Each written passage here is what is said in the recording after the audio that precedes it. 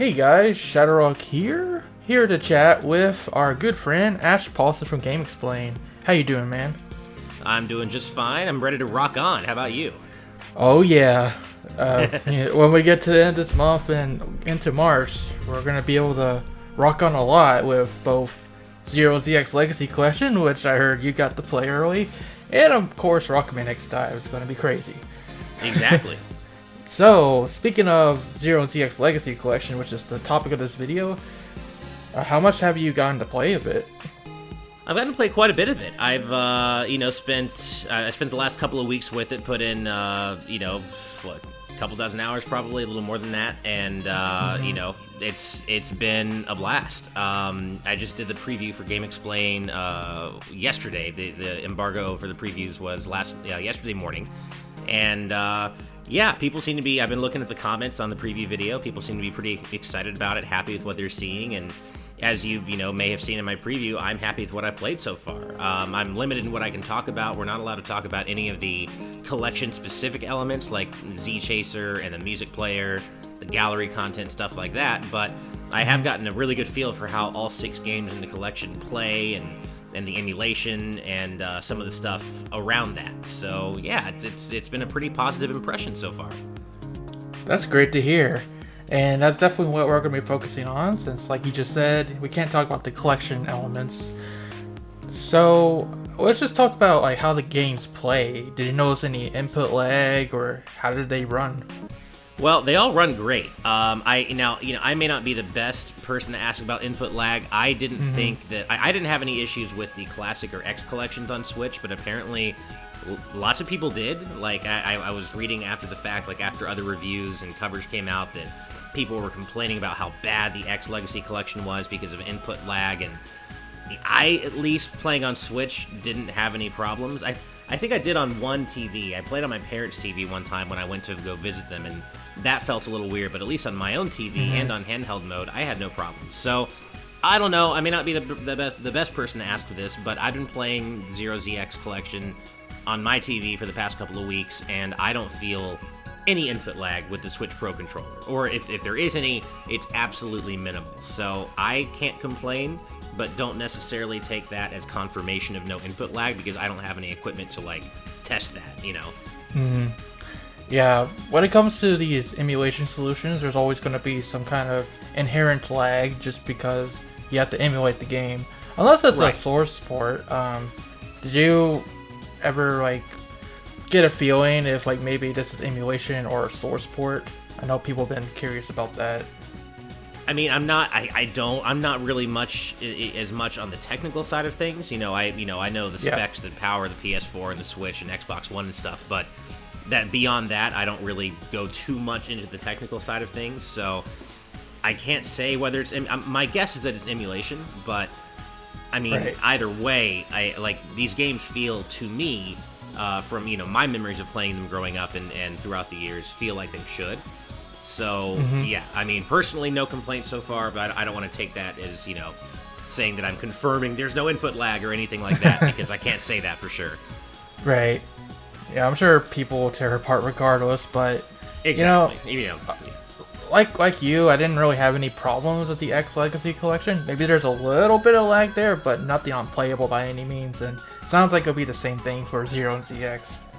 Yeah, I mean, and of course, the Zero and ZX games are known, even among, Mega Man aficionados, as being harder. They're more difficult even for hardcore Mega Man fans, and so, I feel like I would know if I was dying left and right to things that weren't my fault, and no, I feel like I'm dying because these games are hard, like they always have been. Oh yeah, sure. Yeah, and thankfully though, the collection does make allowances for that. There's this casual scenario mode, which basically lets you knock down the difficulty of every game in the collection if you just want to enjoy the story, which I think is a great inclusion, especially for this series, or for this collection, because the Zero series, as you know, even among other Mega Man series, is known for its story. It's got a really good story. It follows through on all of its questions and answers every hanging plot point by the end of 04, and really, you can look at the Zero series as having, or really this whole arc is starting with X1 and going all the way through to ZX Advent. Depending on how you look at it. And so I think having an option just to enjoy the story in these games for those who might not want to cut their teeth on how difficult these games can be, is a great addition. Yeah, I'm really liking Capcom adding all these functions for the collections, just allowing people who are not so good at the Mega Man games, like my sisters, for example. You know, they're able to enjoy like Mega Man 11 or the X Legacy collection just because of Rookie Hunter mode and everything. So it's really cool to have. And plus, there's actually kind of a half step too they've included called Save Assist mode, which I really like, because if you don't want to go all the way into knocking down the difficulty like all the way around, because that does create its own save file. If you use Casual Scenario mode, that is its own separate save file, which I guess is to prevent you from unlocking achievements and such. But if you don't want to go that route, there's also Save Assist mode, which all that does, at least from what I can tell, is adds checkpoints through every game, every level, and basically gives you infinite lives. So it kind of takes away what some might see as an antiquated lives-based system that sends you back to the beginning of the stage and makes you repeat if you lose all your lives. And that way, you know, the difficulty's still there, but you don't have to worry about getting knocked back to the beginning of the stage and running out of lives. You can just keep trying until you get it, which I really appreciate in 2020 because I have less time than ever to play games, right? So I very much appreciate anything that minimizes backtracking or repetition, but you know, that original difficulty is there if you want it, which is of course important too. Right. And it is useful for some of the Zero games, because I know there are times, especially in 01 and 02, where you got to do 2 stages back to back with no saving. So yeah, 01 especially feels like it's aged the least well out of every game in the collection. Like, and I said in my GameXplain preview, every game in this collection is at least good. Like, there's not a bad game in this collection, and that includes 01. But of all the games, I feel like 01 maybe has aged the least well in terms of just how punishing and punitive it is, and it doesn't really make any allowances for that. It almost dares you to fail. It almost feels like it's like, oh, you're playing Mega Man 01, you're gonna die, and like, we want you to die and get ready to die, and it's like, you know, maybe not everyone's looking for that kind of experience. Anyways, yeah, the Zero games are definitely really hard, and one of the weird things I never really liked about the Zero series is that the Cyber Elves and everything to power you up, it just punishes you, and you gotta get really good to get the EX skills and the forms and everything. Yeah, exactly. Like, you know, with games like 03 and 04, really, I think that's when this Zero series really hit its stride, and it made, you know, it met the player halfway and let you, you know, have not only different ways to overcome the high difficulty, but lets you experience all the game had to offer without keeping your rank up, because that just felt way too limiting in 01 and 02. So at least with like games like 04, you've got the weather system, so you can choose whether you want to fight the boss on its harder difficulty to get that EX mode, but it's not based on ranking. So, or that EX skill, but it's not based on ranking. So I do think 03 and 4 are definitely the better Zero games over 1 and 2. I agree, and the whole weather system is basically why I prefer 04, but 03 is also a really good game. Oh yeah, they're both. I think 03 might be my favorite in the series overall, but I mean, they're 3 and 4 are so close, and again, 1 and 2 are still good, especially 2. But I just think that they've aged not quite as well. Right, especially because they have that janky thing where you gotta actually grind your saber skill up, your buster skill up, and man, really? Yeah, exactly. There's the grinding element, and I really appreciated that by 03. Zero just had all that stuff ingrained, and he was ready to go from the onset, instead of having to grind up those skills again. So, yeah, totally. Yeah. Speaking about the ZX series, I know that they included an option to display the screens in several different ways. Which one was your favorite? So my favorite was just the default one, which was it's the one that you get when you start up the game normally, and it basically, the top DS screen takes up about, I'd say, a good 2/3 of the TV screen, and then the top to middle right is your wallpaper, and then your bottom right is your touch screen. And there are several different setups you can go with. There are also ones that like superimpose the touch screen in the actual gameplay screen, like in a corner. So if you're okay with kind of losing that corner of visibility, you can actually have the wallpaper on both sides, or you can even stretch the image to fit the TV screen if you want, although I don't think that looks really good. But yeah, like you can have the touchscreen separate or overlaid on top of the gameplay screen. And if you do choose to have it on top of the gameplay screen, there are actually different transparency levels you can choose from. So Capcom really did go all out in terms of letting you choose from a myriad ways to have these DS games presented however you want. But I really do think that the default way is the best, at least for me. Yeah, the default way seems to be what most YouTubers use when they want to display a DS game on the video player. So right, and so I don't know what people are going to go through for this, or go with for this. I'm sure people have their own preferred favorites, but I just like having the top screen completely unobstructed, so I can see everything I need to see. Because the ZX games, maybe while they're not as hard as the Zero game, they're still not easy either, and it's it's good to be able to see everything that you need to that's coming up.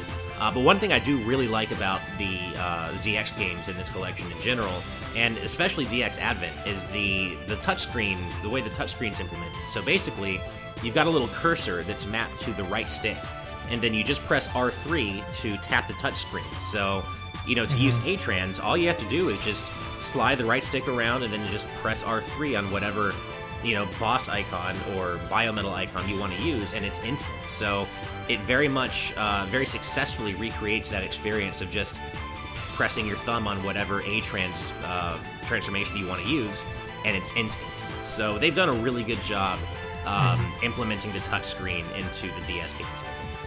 So it feels really natural. It does. It like I was immediately A-Transing between like Buckfire and Rospark and Chrono Force and such on the fly. Like it felt very natural. I didn't really have to think about it, and you don't even really ever need the transformation button if you don't want to use it. That's awesome. I was kind of worried about that. They've done.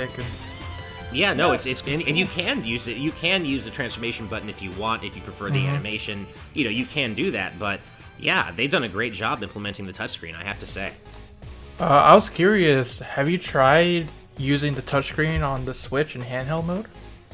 I have, or actually no, I did briefly, and I think I did. I'm pretty sure I did, and I don't think it worked as a touchscreen. I'm pretty sure it doesn't. And that might be surprising anyway, just because, on the same screen, you're going to have 90% of the screen isn't touch responsive because it's not supposed to be, and then the 10% is, would be. Yeah. So I don't think that it works. Don't quote me on that, but I'm pretty sure that the touchscreen, at least in its default orientation, for the DS games, does not actually work as a touchscreen on the Switch. But again, I'm not 100% sure on that. Yeah, it would have made sense if you could, because it was originally a DS game where you just touch the screen. But if what you say about the right stick maneuver being really natural, I think it'll be fine.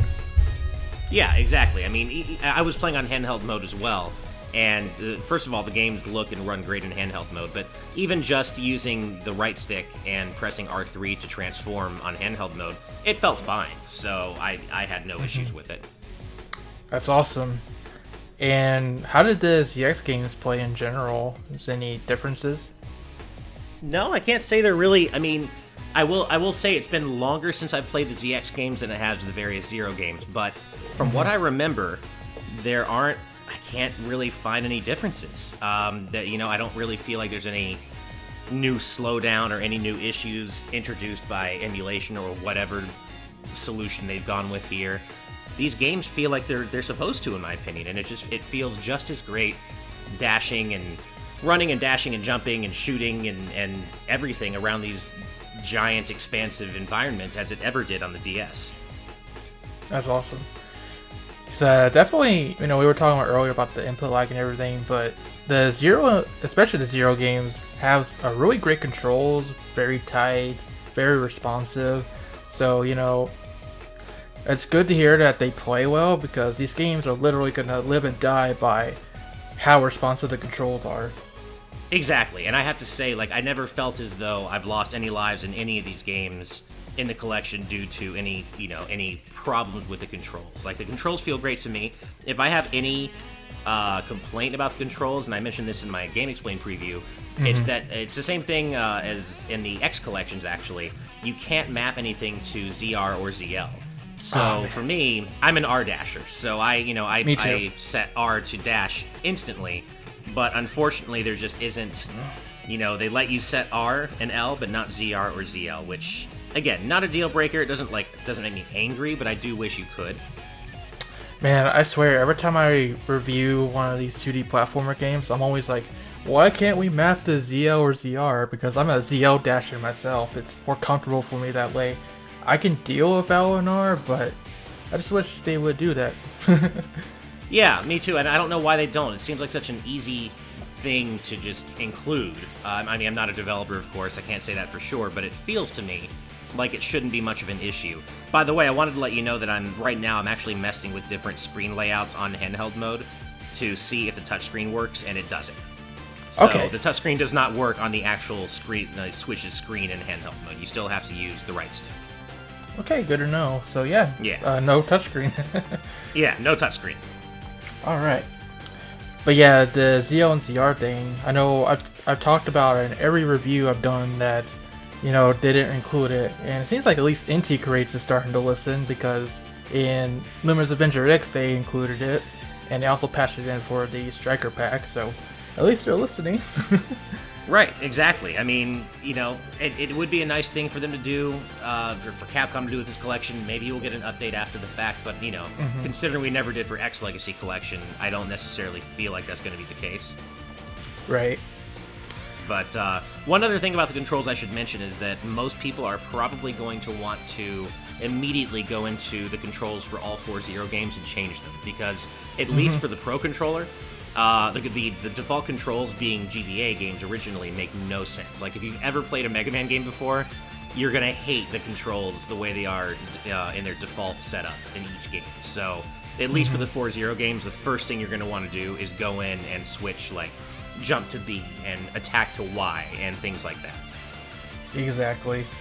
Which is weird, because I understand that the Game Boy Advance only had 2 buttons, so A and B is obvious, but I just wonder why they didn't just make Y and A? No, is it Y and B the default? Yeah, me too. I mean, it's just that has to be what the vast majority of people are going to do. So to kind of force that extra step on people of just changing the controls to that for each game is a little weird. But it takes 5 seconds, so it's not a big deal. And the ZX games, you don't have to worry about it at all. Unless you're an R dasher like me, then you do have to switch from L to R, because the games do all default to L dashing. Yeah, Zero games is what got me started on L dashing. I never went back. Nice. I never really got used to the A dashing in the X series, so I always just changed it to L in those games. Yeah, I always swore by double tapping. Like when I was, a kid, and when I played the games the first several times, I would always double tap to dash, and I was absolutely convinced that that was the best way. You could never convince me. And then a buddy of mine at the time just said, just try R dashing, just try setting dash at R. You can still double tap if you want, but just try it. And I'm like, fine, whatever. And he was right. I never looked back. I could not after that. R dashing just felt perfect to me. Yeah, that reminds me when I reviewed 20XX on the Switch. It's the co-op sort of roguelite Mega Man game, but they had R dashing as the default, which was fine, but kind of made my hands cramp a bit because I'm not used to it. So I'm glad that they later patched the ability to map it to L, so I could do it that way. Yeah. Yeah, that's definitely I mean, basically, the more options, the better in general. Exactly. So, speaking of options, I know that we can also switch to the Japanese version of each of the games in the collection. Yes. And I know a lot of people have been asking, is the Japanese content still there? It is. So that was one of the coolest surprises for me when I got my preview code and started kind of digging around, is that if you play the Japanese versions of each game, for example, all 4 Zero games restore the blood spurts. So if you feel comfortable going through each game in Japanese and know your way through the games, you can play through them in their original, gloriously bloody form. So everything bleeds when Zero slices it open. Same thing with ZX Advent. You can actually play with the original, far superior Japanese voice track restored. if you know your way around the game well enough to play in Japanese. You cannot, unfortunately, mix and match the languages, so you cannot have English text with, Japanese content. You have to play in Japanese if you're going to play the Japanese versions of the games. Yep, just like we thought, but what can you do? Yeah, but, at least it's there, though. I do wish you could mix and match, but that may have necessitated more digging into the game's original code than they wanted to kind of deal with for this collection, which I could understand. But I do appreciate that the option is there and that they didn't take out that content despite changing versions. I thought maybe they would just keep the blood, the blood spatter removed despite, regardless of what version of the game you're playing, but I was wrong. They actually kept the blood in for the Japanese versions, and they kept the Japanese voice track in for ZX Advent. So yeah. it is, I appreciate that they made those concessions for fans. And I think we can talk about this because it's at the beginning of the game, but they kept the Japanese track for ZX Advent as well, like the music. They did, yeah. So that's still in there, which is super cool. And not only that, for the ZX games in particular, they gave us the full, like the raw anime cutscenes, like no more super compressed to hell and back. Like I never knew of course it makes sense these cutscenes could have looked this good, but back on the DS, you don't think about it because they've been compressed so much. But man, oh yeah, you play the ZX games in this collection, and the anime cutscenes look pristine. It's the raw files. They look so good, the way they were always meant to be seen.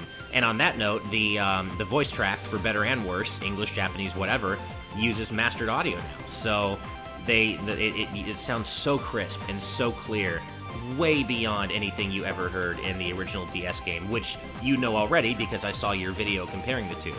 But it really does sound so much better, and there is a certain charm. As bad as ZX Advent's English voice acting is, it is charming in its own bad way. And I mean, Ash talking about booty never gets old. It's just like, it's so weird and so goofy, but they go all in on like, I'm gonna come face to face with my booty and I gotta chase down my booty. And it's so weird, and the voice acting is so bad, but it is endearing in a way. And my wife has had a good time because she's been, she'll be doing her own thing while I'm playing the collection, and she'll be like, I haven't heard these voices before. What are these? And I'll tell her, and she's like, this voice acting is so bad, but it's hilarious. And that's still the case today. So that's been a lot of fun. Yeah, I didn't think the voice acting was nearly as offensive as, say, X7, but... Oh, that's true. It wasn't that bad. Yeah. It's hard to get as bad as X7 in every way, including voice acting.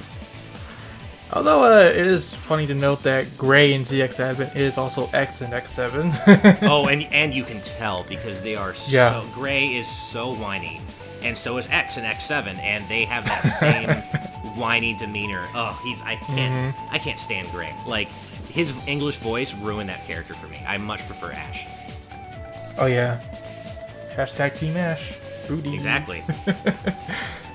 So, yeah. I really like that they remastered the cutscenes and also the voice acting because it was so compressed on the DS. And, I know the voice acting ain't the best, but I think a lot of people's problems with the voices originally was just how compressed they sound. They just didn't sound like themselves. So, right. We'll see how people think of it now that they can hear it in its original quality. Yeah, I mean, it does, like, the actual quality of the voice acting, it sounds amazing. And so, to my mind, because of those audio-visual differences, that they kind of took the time to really give us that raw video and raw audio. And not only that, but the Zero games used the updated, slightly remastered DS collection versions of those four soundtracks. Like, to my mind, unless something crazy happens and there's a late game bug in one of the games or something, this seems so far to be the definitive way to play these collections, especially on Switch, because you can play on handheld mode if you want, like you could on the original games, or you can play on the TV. And with the Zero games especially, the only other way to play these games on TV thus far have been the Wii U Virtual Console releases. And those are the original GBA versions with the slightly more muffled soundtracks. So getting to play the Zero games on a big TV with my soundbar and everything, with the crisper DS version soundtracks, has been really cool. And it just feels like the best way to play these games. Yeah, I can't wait to check all that out. It's gonna be awesome.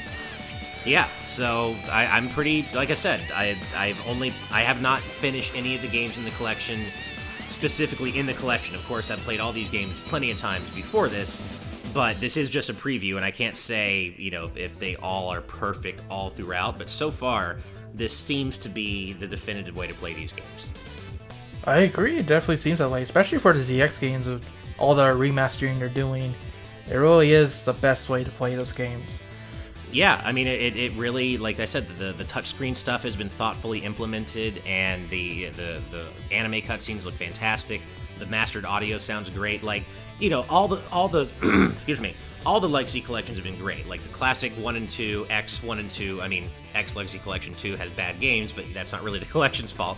But these have all been done really well by Capcom. But even compared to those Legacy collections, it feels as though Capcom and Tsuchiya and his team specifically went the extra mile for this collection in terms of giving fans stuff that maybe if they had left it out, fans wouldn't have people wouldn't have complained and rioted in the streets, but they did it anyway, and they gave it to us anyway, and that feels really cool. I mean, you say that, but then I've also gotten a ton of questions about the Japanese content in particular. Is it gonna be there? Please. That's true.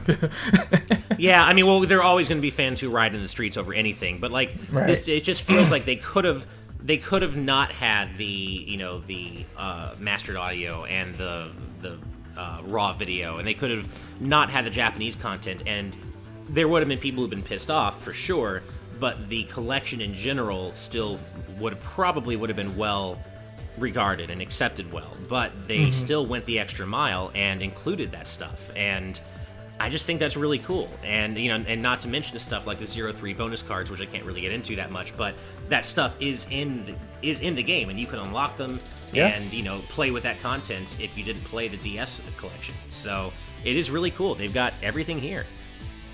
Yeah, I was really surprised that they kept the Japanese music from the original CX Advent, or Rockman CX Advent, I should say. That's really surprising to me because with Classic and X Legacy Collection, they removed all that stuff in the Western release.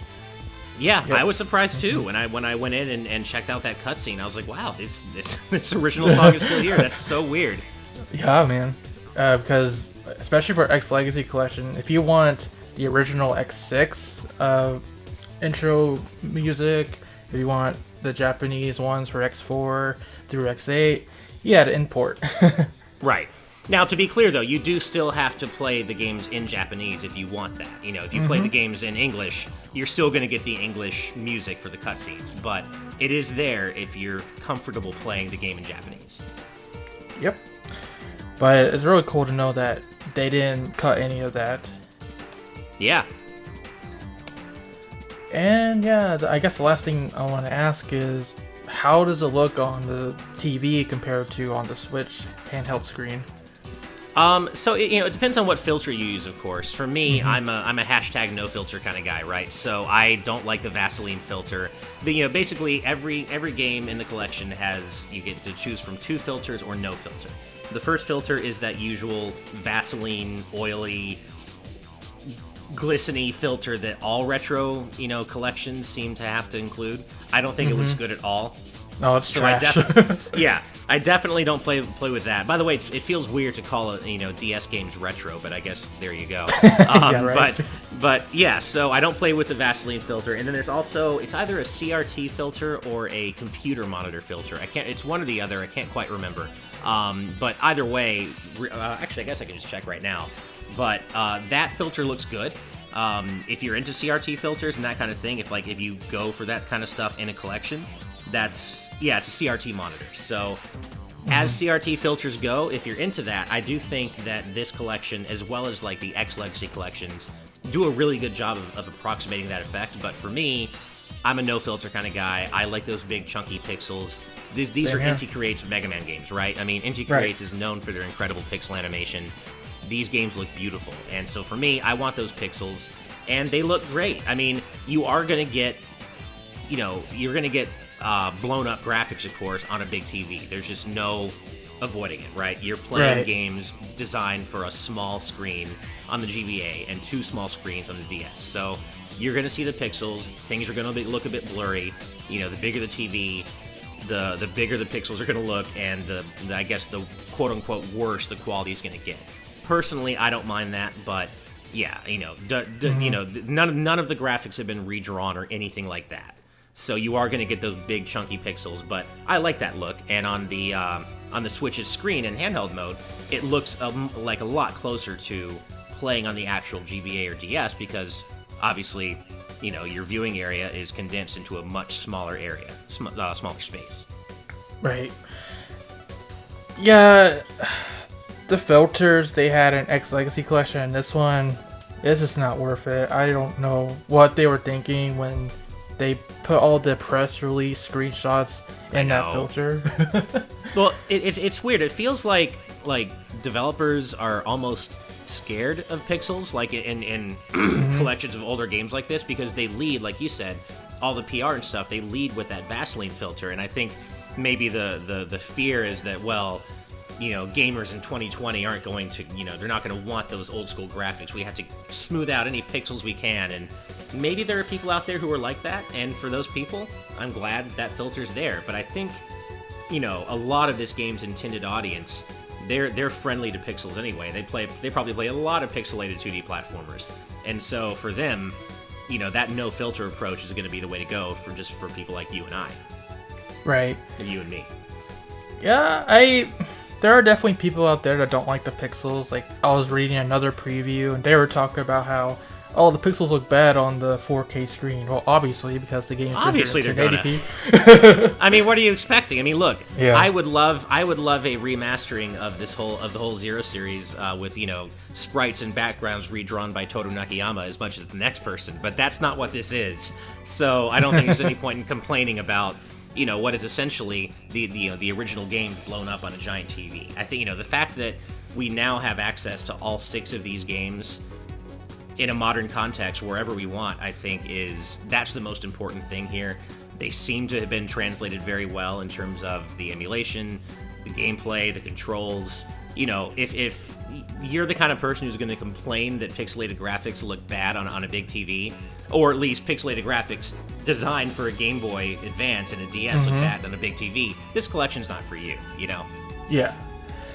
Speaking of the CRT filter, it's also weird that is there, because I guess they're trying to emulate the GBA screen in a way, but then again, the games were never on a CRT in the first place, so that's an odd choice. Right, John mentioned the same thing in the GameXplain preview, which was a good point, and but in a way that actually makes it cooler. It's like, it's kind of neat to be able to play these games at least a little bit in a format they were never really intended for. It's kind of a neat inclusion. Yeah. Even though like the game's never on a CRT, it's pretty cool that options are there, and options are always good. Yeah. And yeah, I think that pretty much sums it up. But so far, impressions are good. Yeah, impressions are positive. I guess I should say, because we're talking about screen sizes and such, there are several different screen size options for each game. So you can play it with the vertical borders aligned all the way to the edges of your TV screen, which is the default setting. You can play it with a slightly smaller boxed-in look, which is, I think, a little closer to the original GBA and DS dimensions.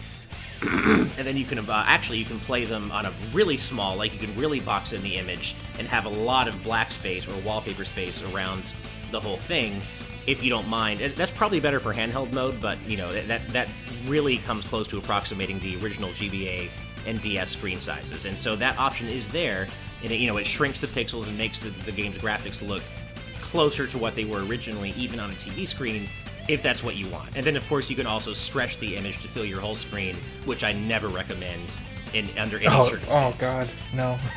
Yeah. And I say that as the guy that would stretch the Battle Network games to 16:9. Don't do that. Oh, don't. Don't do that. It looks so bad. But speaking of Battle Network, hopefully that's what's next. I mean, we've come this far, right? So early impressions of the Zero ZX collection are positive. Hopefully that's what that ends up being the case for the final review. But yeah. I want to see Battle Network and Star Force Legacy Collection next. Let's go. Oh yeah, let's do it. I hope they give like a 3-month embargo for that, because those games are so long, especially if you play them all one after the other. Yeah. Yeah. I thought playing through all 8 X games was bad. Oh my! I can't even imagine playing through all 6 Battle Network games and then all 3 Star Force games back to back. And mainly because of those random encounter rates. Like, especially the encounter rates are way too high. Especially in Star Force 2. Like, why? Exactly. Yeah, but hopefully that's what's next. I mean, we've come this far, so let's just get. We've got like something like 25 or something Mega Man games playable on Switch now, and other modern platforms. So let's just get them all on there. 25 Mega Man games in 2 years on the Switch. Yeah. So hey, let's onward and upward to Battle Network, Star Force, and Legends. Let's do it. Yeah. Why not? Why stop here? Right. If they do Battle Network and Star Force, I hope they bring back the network play so we can actually play with other people online. Me too, and bring and bring back the cut Boktai content for Battle Network 6 and 5 and yeah, they could do a lot there to make fans happy. On top of all the stuff they did for the Wii U version already, where you could just go to the com menu and get all the chips so you can 100% the games. That was a nice touch for them. Yeah, no, it totally was. Alright. Well, Ash, I want to thank you so much for coming over and chatting with us about Zero and ZX Legacy Collection. And you have any other final thoughts? No, I think I pretty much covered everything. Like I said, early impressions are positive, and these do seem to be, so far, the best way to play these games, unless you are a true purist and have to play them on their system of origin, then that's fine too, but it seems to me like they are doing a really good job here, so hopefully the final review bears that out. Yeah, man. And hopefully we get a review code ourselves, so we can also give you guys our thoughts. Fingers crossed. Exactly. And speaking of the future, are you looking forward to Rockman X Dive coming up on March 4th? Of course. I mean, it's technically a new Mega Man X game. I mean, I'm not a big mobile gamer, so I'm not same here, over the moon excited about that aspect of it. But it's still, it's going to be a fun diversion. It'll be cool to see a new X game on any device, and I think it'll be a nice holdover until what hopefully is X9 gets announced, within the next year or so. I'm so convinced that X9 has to be in production, but of course, I know, right? Maybe it isn't. Who knows? But it just feels like it should be. And right. I'm thinking Dive will be a nice diversion until Boo this man! Until we get a proper X9 announcement, hopefully. Yeah, we know there's something in the works. Tsuchiya said it himself, so hopefully that's an X9. Exactly. I'm thinking, to my mind, it's got to either be X9 or 12, so we'll see what happens. Yeah, man.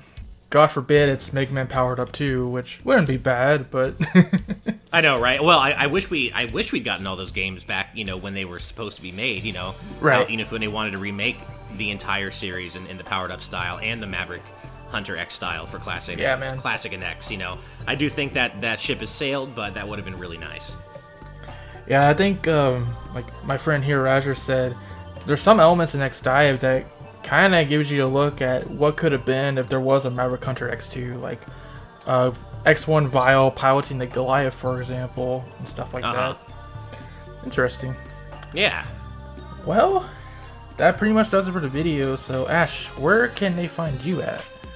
Well, you can find me on Twitter, which is, you can find me on Twitter at my name, which is Ash Paulsen. That's ASHPAULSEN. And come give me a follow if you like discussion about video games and video game music and Mega Man and all sorts of cool stuff. And then, of course, you can find me on GameXplain, youtube.com/GameXplain, which is where I and the rest of the GX crew explain and cover various games. And you can find my GameXplain preview of this collection on the channel as well. So that's where you can find me. Actually, you can also find me every week. I actually also work for an outfit called Geektainment TV. And we do like a weekly podcast just kind of updating folks on the week in geek. So like games, movies, anime, TV, superhero films, MCU, all that. And so you can check out just Google geektainment.tv or nrmstreamcast.com, and you can see me there as well. Awesome. And we'll have the link to Ash's preview and all the other stuff you need in the description below. But I do want to thank you guys for listening to us ramble about the Zero and CX Legacy Collection. Thank you so much for watching. And of course, for all things Mega Man, stay tuned to ShadowRockZX. Until next time.